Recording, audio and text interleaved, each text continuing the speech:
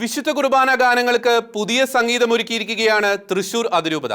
സംഗീതജ്ഞനായ P D. Thomas ആണ് 17 ഗാനങ്ങളും ചിട്ടപ്പെടുത്തിയിരിക്കുന്നത്.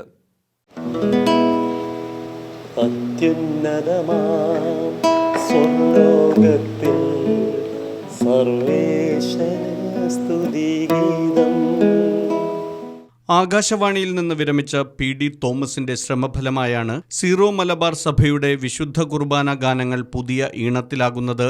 ആദ്യം ചിട്ടപ്പെടുത്തിയ ഗാനം സ്വന്തം ഇടവകയായ വിയ്യൂർ നിത്യസഹായമാതാ ദേവാലയ വികാരി ഫാദർ ജെയിംസ് ഇഞ്ചോടിക്കാരനെ കേൾപ്പിച്ചതാണ് പ്രോത്സാഹനമായത്. തുടർന്ന് 17 ഗാനങ്ങളും ചിട്ടപ്പെടുത്തി തൃശൂർ അതിരൂപത ആർച്ച് ബിഷപ്പ് മാർ ആൻഡ്രൂസ് താഴ്ത്ത് പിതാവിന്റെ ആശീർവാദത്തോടെ സീറോ മലബാർ സഭ ലിറ്റർജിക്കൽ കമ്മീഷന് സമർപ്പിച്ച് അംഗീകാരം നേടുകയായിരുന്നു.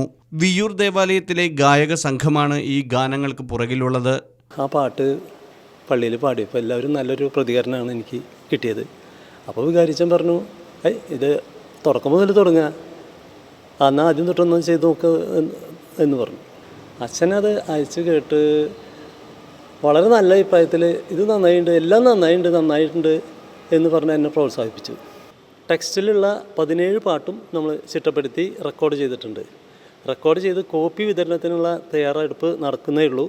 ഒരു പള്ളിയിൽ ചെയ്യാവുന്ന കാര്യങ്ങളാണ് നമുക്ക് ചെയ്യാൻ ഉദ്ദേശിക്കുന്നത്. അതുകൊണ്ട് തന്നെ ഞങ്ങളുടെ വികാരിച്ചനും ഞങ്ങളുടെ അടുത്ത പരിസരത്തുള്ള അച്ഛന്മാരുമാണ് ഇതിൽ സഹായിച്ചത്, പാടിയത്.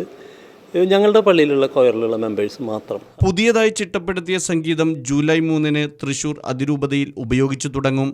ഇപ്പോൾ ആരാധനാക്രമത്തിൽ ചങ്ങനാശ്ശേരി, എറണാകുളം അതിരൂപതകളും കാഞ്ഞിരപ്പള്ളി രൂപതയും ഒരുക്കിയ ഈണങ്ങളാണ് ഉപയോഗിക്കുന്നത്. ഗിറ്റാറിൽ കേന്ദ്ര സർക്കാരിന്റെ എ ഗ്രേഡ് പദവിയുള്ള തോമസ് സംഗീത പാരമ്പര്യമുള്ള കുടുംബത്തിലെ അംഗമാണ്. തിരുനാളിൽ കർത്താവരുളിയ കൽപ്പന പോൽ തിരുനാമത്തിൽ ചേർന്നിടാം, ഒരുമയോടെ ബലിയർപ്പിക്കാം, അനുരഞ്ജിതരായി തീർന്നിടാം, ഒരു പീഠമൊരുക്കിടാം, ഗുരുവിൻ സ്നേഹമോടെ യാഗം തിരുമുൻപാകെ അണച്ചിടാം. കുർബാന സംഗീതത്തിന് പുതിയ ഭാവതലങ്ങൾ സൃഷ്ടിക്കുകയാണ് തൃശൂർ അതിരൂപതയുടെ നേതൃത്വത്തിൽ സംഗീതജ്ഞനായ പി.ഡി. തോമസ്. വിയ്യൂർ പള്ളിയിൽ നിന്ന് ഷെക്കേന ന്യൂസിനു വേണ്ടി ദിബിനോടൊപ്പം ബിനോയ് ജോർജ്.